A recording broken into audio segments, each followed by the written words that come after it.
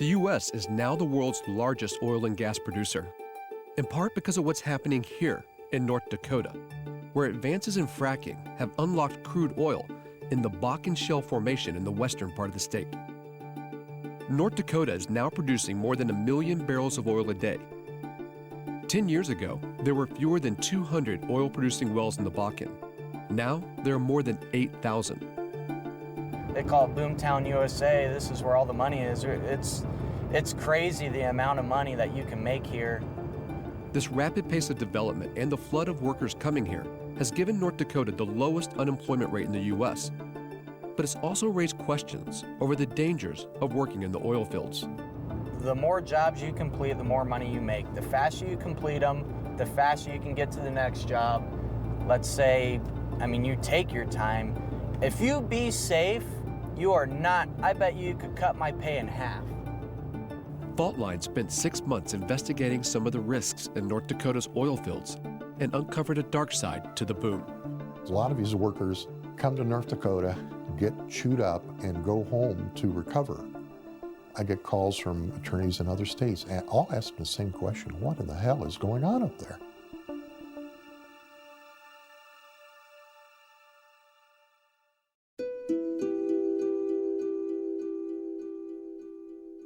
Thousands of people from all over the country have been leaving home to seek work in the Bakken. One of them was a former Marine from Hazel Green, Alabama. We're in northern Alabama to meet the family of Dustin Payne, who, after serving 2 tours in the Marines, found a job as a welder in North Dakota. Hi, Scotty. Hi. Hey, I'm Josh Russian with Fault Lines. How are you? Pretty good, man. Y'all Good. come on in. Yeah, thank you very much. I appreciate it. I was so proud of him when he joined the Marines. I'm very proud. Yeah. It's interesting to see this kid in that picture. I imagine you guys must have been scared when he deployed to war twice. I was scared, but when he came home from the wars and he was fine, I kind of quit worrying about him. Like, I knew going to North Dakota that, there were some dangers. But nothing like that. I never expected it, though. I was more worried about him when he was overseas than I was him being in North Dakota. With a limited background in welding, 28-year-old Dustin Payne got a job as a welder for a pipeline construction outfit. After 7 months, he was offered a higher-paying job, welding for a much larger company, Neighbors Completion and Production Services, a subsidiary of Neighbors Industries. But a month into the job with Neighbors, Dustin began raising red flags. So this is his phone? This is his phone. Wow. This is a text from Dustin to his girlfriend that says, "I'm gonna be here all night. That's even if I can weld it." And he says, "I'm literally going to be welding something that's full of oil. Very dangerous." To which Jessica responds, "Maybe you should say something." And Dustin responds back that he did say something. And Jessica responds, "Yeah, that could kill you." I'm sure it made everybody mad, but he wasn't going to put his life in danger. While working in North Dakota, Dustin met Jessica Summers, the woman he planned to marry. He would make comments about how he never thought about proposing to a girl, or he knew nothing about diamonds or rings. And one day he said, it's all about the clarity in the cut. And I thought, wow. Oh man, he's a big old sop for that old lady, I tell you. He was. He loved that woman unconditional. After serving 2 tours of duty with Dustin, DJ Allred followed his friend to North Dakota to find work. One good thing about the oil field is you don't need a whole lot of experience. Like, I didn't know anything about the oil field before I came. It was, can you work hard? Yeah. You're hired.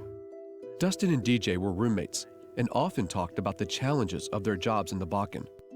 One night, Dustin told DJ he was thinking of leaving Neighbors. I had a pretty rough day, and it was a tough one. A lot of things went wrong. I was actually talking to him about quitting, and he brought it up, and he's like, I'm thinking about quitting too. That day and the next day, he had his accident. On October the 3rd last year, Dustin was welding on a tanker in the Neighbors' yard when it exploded. He was rushed to the hospital and pronounced dead 5 days later. According to OSHA data, he was the 3rd Neighbors Industries employee to die on the job in the Bakken since 2010. On this backside, you're about to see where Dustin had his accident. After he died, Dustin's family learned that he had been asked to weld on a saltwater tanker. Saltwater is a byproduct of the fracking process and can contain hydrocarbons, gases, and other explosive chemicals. The American Petroleum Institute guidelines recommend a strict safety protocol before a tank is welded on. And you can see on the pictures from the explosion clear as day that all of those thief hatches are closed. The explosion was so bad that Dustin's pickup was parked about 25 feet away. It blew out all the seals on his doors, blew out the sunroof on the truck. Investigator Ross Rolshoven was hired by Dustin's family's attorney to look into the accident. In Dustin's case, the top thief hatch was not open, so there was no natural draft ventilating through the top of the tank. Look at this. Oh man, I didn't see that. You can still smell it up in here. I think it was still test hot. I believe so. I wonder if that's where, in the area he was working. Yeah. What happened to Dustin, unfortunately, was very avoidable. The truck should have been put outside for 24 hours. We check for flammable gases and do that type of thing, and if it doesn't pass at that point, you let it sit outside for another 24 hours. Kind of surprised to see it still sitting here. They probably just forgot and moved on about it. I mean, hell, the caution tape ain't even up. It's still just ragged, ranked, and ripped. Just someone to replace. Like, where along the lines did somebody screw up? And it trickled down to Dustin, and now he's gone. We're headed to Neighbors to try to find out why, in Dustin's case, it seems like basic safety regulations weren't followed. Why was he asked to weld on a tanker that was still explosive?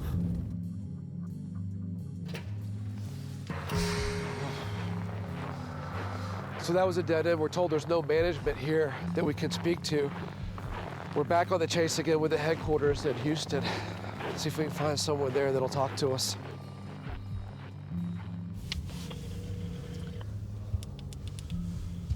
Good morning, Neighbors.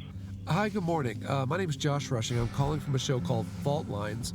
I'm up in Williston, North. Over the course of 2 months, Fault Lines repeatedly tried to contact neighbors about their safety record and what happened to Dustin. Our requests for an interview were declined. The data varies, but Dustin Payne was one of at least 40 oil and gas industry workers who died on the job in North Dakota in the last 4 years. His death is currently being investigated by OSHA. 40 guys have died out there since about 2011. All sorts of accidents. Mm-hmm. We're looking for accountability. Mm-hmm. What part of that accountability lies with you in your office? With me and with OSHA, you know, like I said, in the coldest terms, is our responsibility is to enforce the safety regulations. Eric Brooks is the area director for OSHA, the Occupational Safety and Health Administration. It's the federal agency charged with enforcing health and safety in the workplace. OSHA only has 9 full-time compliance officers for North Dakota, and according to some estimates, it would take decades for OSHA to inspect every workplace in the state. While we have 9 people assigned to this area office, you know, we have the collective of OSHA's resources that we draw upon in order to make sure that we can improve and effectively enforce the OSHA standards. I have never seen OSHA come out, but... Wait, you've never seen OSHA at a site in 4 years? No. Everybody knows about OSHA, and but everybody just does the bare minimum to get by, you know. John was a friend of Dustin Payne's. John's not his real name. He asked us not to use that. He told us that he's worked in the oil fields in North Dakota for 4 years and has been on hundreds of well sites. When things that happen, like what happened to your friend Dustin, does it make you step back and kind of decide how long you want to do this? Yeah, I mean, you think about longevity. You look at all these safety violations, and when is it going to happen to me? Oil-field work is some of the most dangerous in the country. OSHA tries to mitigate some of that danger by regulating worker safety issues. But there are surprising aspects of the industry that remain unregulated. And what do you do? Wireline. So what does wireline mean? Well, wirelines, we lower explosives underground to predetermined depths. Wireliners lower explosives thousands of feet into the ground as the first step in the fracking process. All these companies are using explosives, right? Wireline, yes. Is there any kind of general requirements for that? There's no doctrinal training, if that's where you're getting at. Yeah. No, there's no doctrinal training. No. To deal with explosives, major No, explosives? you'll go, it's basically just prac app, you know, just going out to the field and me teaching you, you know, just, hey, this wire to this wire. Workers like John are paid between 1% and 2% of the fee given to their employer to frack a well. So the faster they work, the more money they make. I work a 20 and 10, 20 days on, 10 days off. The longest I've ever been out on a job site is 69 hours straight. 69 hours straight? Yep. So that sounds like it could be dangerous. Yeah, definitely. It's a ticking time bomb, really. Something could have easily happened all the times that I've fell asleep in the crane while running it. Or let's just say I fall asleep and my hand hits some of the sticks and let's just say I lower the 6,000 pound load right on top of someone's head. You know, there's so many things that can happen. Do you regulate how many hours someone can work? OSHA does not. OSHA doesn't have hourly work limitations. OSHA does not. There are some industries. That's a huge safety issue that doesn't fall under. It doesn't fall under us. Unfortunately, we don't have regulations that say, you know, once you work X amount of hours, you have to have X amount of hours off. Right. There's a lot of things that I can do, and then there's things that I can highly recommend. Any new OSHA regulations are devised at the national level in Washington, D.C., with input from interest groups. So even if there were a will to impose more regulations, they could take years to implement. Is it out of control? Yeah, I would say. I mean, the problem is it's hard to complain about the hours you work when you're making that kind of money. I mean, you got people coming up here, young, starting out making $100,000 a year, or you can be like myself who makes $200,000 a year. And so it makes it really hard to complain to management that you're working too many hours when there are a lot of people that would love to be in my position. The breakneck pace of production in the Bakken is so great that employees are often not given the most basic information about the hazards they're exposed to. Brothers Jeremy Daggett and Brandon Belk worked for a company called Badlands Power Fuels, cleaning the inside of frac tanks for around $20 an hour. Do you know what chemicals have been in that tank, or are you just jumping in and taking a guess? You're just jumping in. You've got no clue. There should be an MSDS sheet for every tank that you jump into. Material safety data sheet, which lets you know what chemical is in there and what you gotta do if you're exposed to the chemical. None of those were ever provided.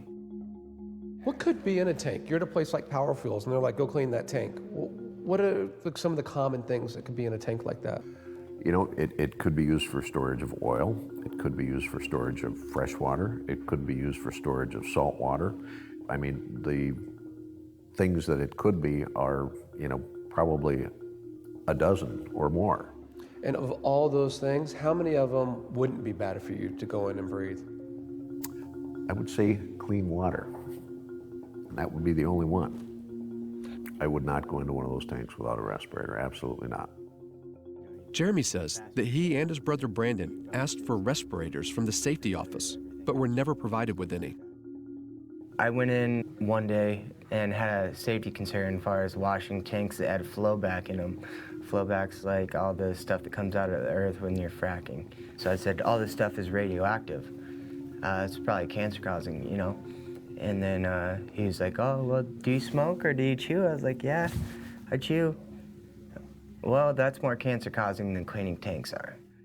On July 3rd, 2013, Brandon took Jeremy's place, cleaning the inside of a tank, and let Jeremy take the easier job of going on a dispatch call. I went on the dispatch and... Why did he give you a spot? Because he's a big brother. He'd do whatever he could to help me out in any way, and that's what he was doing that day. When Brandon came out of the tank 30 minutes later, Jeremy told us his brother vomited and passed out. His coworkers suffered respiratory problems and skin and eye irritation. The next day is 4th of July. I got off work and we're all hanging out in the field, lighting off fireworks and everything like that. And I seen him and his face was swollen and his eyes were all puffy and his throat was bleeding. He'd take napkins and he'd go like this, pull it out, and there'd be blood on the end of it. That night, Brandon went to the emergency room. The medical report from that evening states that he had pneumonia and a white area inside his mouth that appeared to be peeling. My brother went home and he put on Facebook that he was scared to go to sleep and he didn't wake up the next day. Brandon's autopsy report found that he had non-toxic doses of methadone and an antidepressant in his system. It attributed his death to a combination of drug overdose and pneumonia. Despite the autopsy report, Brandon's family believes that his death was work-related. What do you think killed him? I think it was the chemicals. I've never seen anybody's throat swell up or their whole entire face swell up the way that his did. OSHA issued the company a citation for failing to test the space for hazardous atmospheric conditions and another for failing to train their employees. The company wasn't doing atmospheric testing.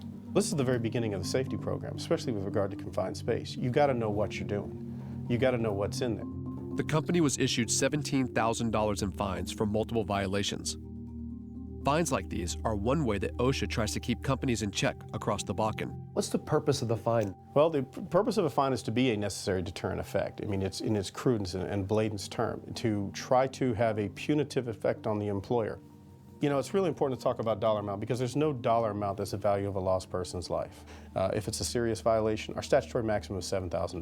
$7,000 isn't enough to have a punitive effect on employers that are making as much money as they are. I would agree with you. Many of them, $7,000 probably does not seem like a lot. I really hope for most employers out there, it's certainly not the threat of an OSHA fine that drives your safety program. If you know that you're not giving your employees the proper protective equipment, proper training, proper knowledge on what they're doing, and you've been told that you're not, and you continue not doing it, when somebody passes away, you should be held responsible for that. Fatalities are the worst of what can happen in the oil fields. But there have been thousands of injuries. Between 2009 and 2013, North Dakota's Workforce Safety and Insurance Agency, known as WSI, received more than 9,000 claims from oil industry workers. The consequences for serious, life-changing injuries and death are so minimal that it provides no incentive at all for these oil companies to clean up their act. Steve Little is an attorney in Bismarck, North Dakota, who specializes in WSI cases. Workers' compensation, not just in North Dakota, but everywhere, was created to prevent employees from suing their employers. And in exchange, the employee was supposed to get what's called sure and certain relief. That, I think, is where the bargain's been broken, frankly. All right, Josh. All right, grab your pole. If you grab that in that box, and I'll get the worms. Yep, I got it. One of Steve Little's cases involved Dennis Wedby, who was injured in the Bakken when there was a well blowout on an oil rig. You can get it right out there, right in front, right there, yep. Right there? Yep. Okay. Can you describe what you actually remember? I remember pain, worst pain I ever felt. And the whole time I was in hospital, I was always in pain. I'm still in pain, I'm phantom pain now. Yeah. Without a job, Dennis was forced to move back to Pennsylvania to begin adjusting to life with one hand. His local doctor told him he would be a good candidate for something called a myoelectric prosthesis. I was really excited about it, you know, because the founder of this hand has the same amputation as me. What's he able to do with it? Oh, you can tie your shoe, you can crack an egg, you can roll your dice, you can pour with it. The prosthesis that Dennis wanted cost $70,000. He filed a claim for it with WSI. Companies pay premiums to WSI, and this pool of money is used to compensate injured workers. He sent me to Minneapolis, flew me out there. I talked to this, about 15 minutes I talked to this doctor, 15 minutes. In spite of what Dennis's local doctor recommended, the WSI-appointed doctor determined that Dennis was not a good fit for the prosthetic arm that he wanted. I don't understand it. I don't. I didn't lose a hook. I lost a hand. I want a bionic hand. Wedby appealed the WSI decision to North Dakota Supreme Court, but the court ruled in favor of WSI. If you have an injured worker and you have a myoelectric arm or a hook that you could offer them, is it about the money? You know, it's something. Some of it, part of it has to do with cost.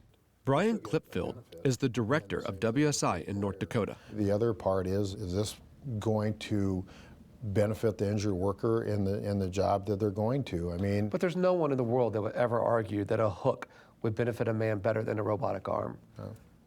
I mean, can you make that argument? Because I don't think you can. But what I'm saying with the myoelectric arm, if you are going back to a job where you have dust and manufacturing environment, I think then it probably will not work, as well as the hook will. So do you ever return the money to the companies? If we've had a better rate of return in our investments, then we do give back a premium dividend to our employers. We found something on the website. I just want to make sure that this is factual. Maybe you can read that and tell me. That's correct. That is correct. Yep. $174 million went back to companies between 2005 2013. If you look at from 2005, it's probably been about $750 million. To go back to the companies? Yep. Whose interest is WSI actually serving? I think if you're a large employer, if you're a politically connected employer, WSI is a good deal. One of the things in this story that I want to understand is who's accountable. The governor is statutorily in charge of workers' compensation in North Dakota.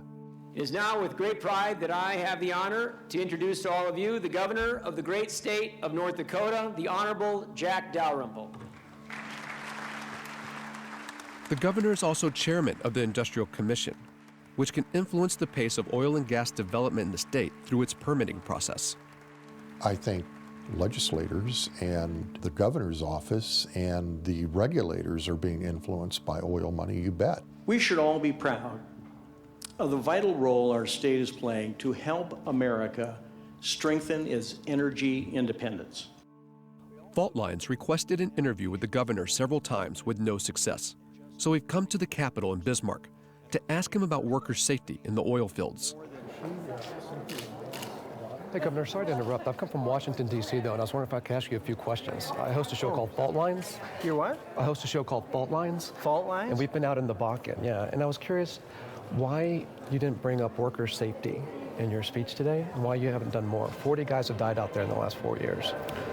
Well, we have to begin a receiving line right now, so I'm not going to have time to go into that with you. But you can answer a question about that, though, right? We have answers that we can provide. I mean, 40 people have died out there. That's something that you could answer, right?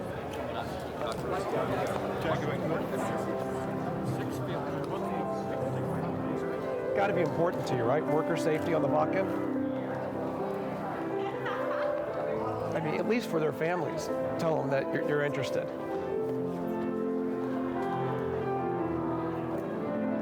Governor gave the governor a chance to answer one question about worker safety on the Bakken and wouldn't do it. The oil industry was the largest contributor to Governor Dalrymple in his 2012 gubernatorial race.